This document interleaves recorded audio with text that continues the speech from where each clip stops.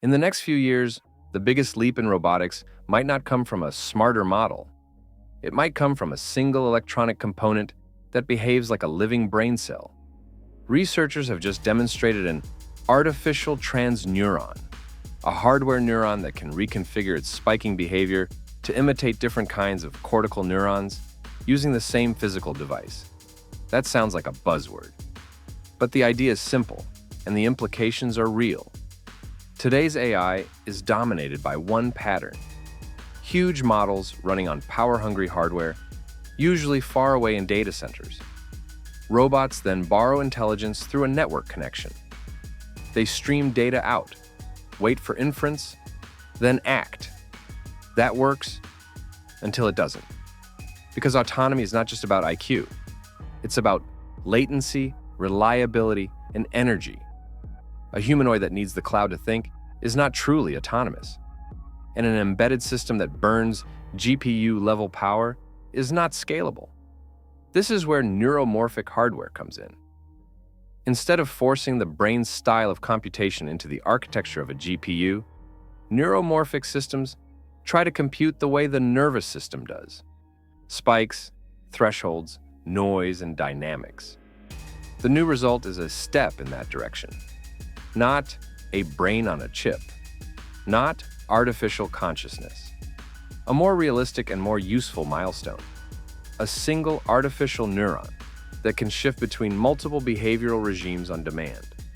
The team built these artificial neurons using diffusive memristors. If you strip away the jargon, a memristor is a component whose electrical resistance depends on its history, what it has experienced before. In these diffusive devices, tiny clusters of atoms can form and break conductive paths between electrodes. That physical randomness matters because real neurons are not perfectly deterministic. They're noisy. They fluctuate. And that noise is not just a bug. It's part of how biological systems stay flexible. In the study, the researchers measure spiking patterns from their artificial neuron and compare them to spiking activity recorded from macaque brain cortex. Specifically, they compare against neurons involved in visual processing, movement planning, and movement preparation. Different areas, different styles of spiking. Then, they do something that looks almost too clean. By tuning simple control parameters, like applied voltage, and in some cases temperature and circuit time constants, the same artificial neuron shifts into different regimes. In one regime, it produces irregular spiking-like neurons in visual cortex. In another, it becomes more regular, closer to neurons used for planning reach movements. In another, it produces bursting patterns associated with premotor activity. Futura reports that the match between the artificial spikes and recorded biological patterns ranged from about 70% to 100%, depending on the case, using their comparison method. That's not perfect emulation, but it's not trivial either. It means a single device can be pushed into multiple neuron-like modes, rather than being locked into one fixed behavior. This is why they call it a transneuron, and why the paper uses the phrase transfunctional device. One unit, multiple behaviors, reconfigurable in real time to meet different computational needs. Now zoom out. Why does this matter for robots? Because robots don't just need one kind of computation. They need sensing, integration, decision, and control, at the edge with harsh constraints. If you build a neuromorphic system where every neuron is specialized for only one behavior, you either waste silicon, waste energy, or both. You also lose adaptability. The system can't easily reshuffle resources when the task changes. A transneuron concept hints at a different kind of architecture. Hardware that can reassign neuron behaviors dynamically. You could imagine a robot that, under calm conditions, uses one set of spiking regimes optimized for stable control. Then, under uncertain conditions, it shifts into a noisier regime that improves exploration, detection, or sensitivity. Same hardware, different operating mode. The authors also highlight how these devices can respond to environmental factors like pressure and temperature, which suggests a bridge between computation and sensing. In other words, the hardware isn't just computing on signals. It can be shaped by the physical world, the way biological tissue is. And this is the deeper point. The next era of AI may not be won by bigger models. It may be won by better substrates. There's a reason the brain runs on roughly the power of a light bulb. It's not magic, it's architecture. Computation and memory are intertwined. Signals are sparse and event-driven. Noise is handled, not eliminated. And processing often happens inside the physics of the system, not on top of it. Memristor-based neurons are a bet that we can get closer to that efficiency, especially for edge systems. And if you can build dense, low-power spiking networks that run locally, you unlock a different class of machines.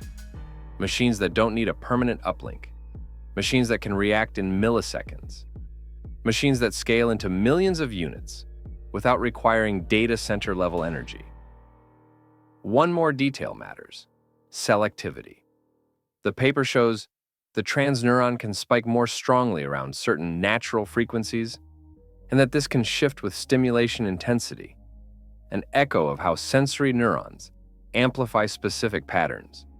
They also demonstrate the device processing two signals simultaneously and doing simple phase detection by exploiting multiple coexisting spiking states. Engineering translation. Useful computation can emerge from the circuit's own dynamics, not only from software layered on top. Small, primitive, big direction. But here's the reality check. Even the paper is explicit. Emulating a whole brain in hardware is not likely in the near future. This work is about reduced models and single neuron characteristics. Scaling is the real battlefield. To turn a transneuron into something that changes robotics, you need at least four things. First, manufacturability. Memristors can be variable, and variability can kill reliability. Second, tooling. Neuromorphic hardware lives or dies by software stacks, training methods, and debugging. Third, integration. A robot needs sensors, actuators, safety layers, and conventional compute too. This won't replace GPUs overnight. It will complement them. Fourth, learning. Matching spiking statistics is not the same as building systems that learn robustly in the wild. So don't hear transneuron and imagine an android waking up tomorrow. Hear it as a new primitive, a new building block, a component that can behave like multiple neural types without redesigning the hardware. If the concept scales, it points to a future where AI is less like a giant brain in the cloud and more like a distributed nervous system embedded into devices. Not because it's more philosophical, because it's more practical. Less power, less latency, more autonomy. And when autonomy becomes cheap, it stops being rare. It becomes everywhere. This transmission ends here. The next one is already forming. Stay aware and subscribe to Remain in the Signal.